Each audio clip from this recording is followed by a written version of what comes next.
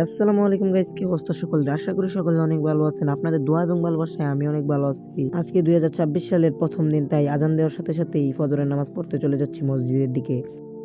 একা একা হাঁটতে হাঁটতে চলে আসলাম মসজিদে। এসে দেখি কেউই নেই, মসজিদের ইমাম সাহেব ছাড়া। পরে ওযু করে মসজিদে ঢুকে গেলাম নামাজ পড়ার জন্য। আজকে থেকে আমি ডেইলি ব্লগ তৈরি করব।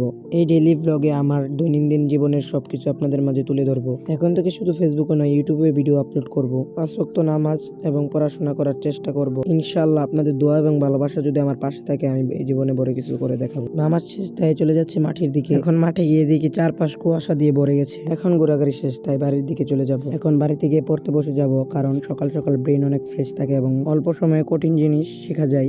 পড়াশোনা শেষ করে আবার মাঠের দিকে চলে আসলাম। আজকে নাকি খেলা আছে আমাদের হুড়ুয়া গ্রামের সাথে বাড়িওয়ালা গ্রামে, তাই খেলা দেখার জন্য হুড়ুয়া বড় মাঠ প্রাঙ্গণে চলে যাচ্ছি। আসার পরে দেখি খেলা শুরু হয়ে গেছে, তাই একটা জায়গায় বসে খেলাটা উপভোগ করছিলাম।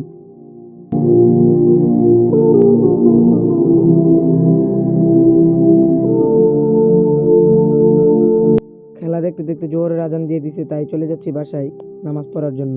আজকের ভিডিওটা এতটুকুই। আপনাদের কাছে যদি আমার ব্লগ ভিডিওগুলো ভালো লাগে, তাহলে অবশ্যই আমার পেজটি ফলো করবেন। আর শুধু ফেসবুক পেজ না, ইউটিউব চ্যানেলটিও ফলো করবেন।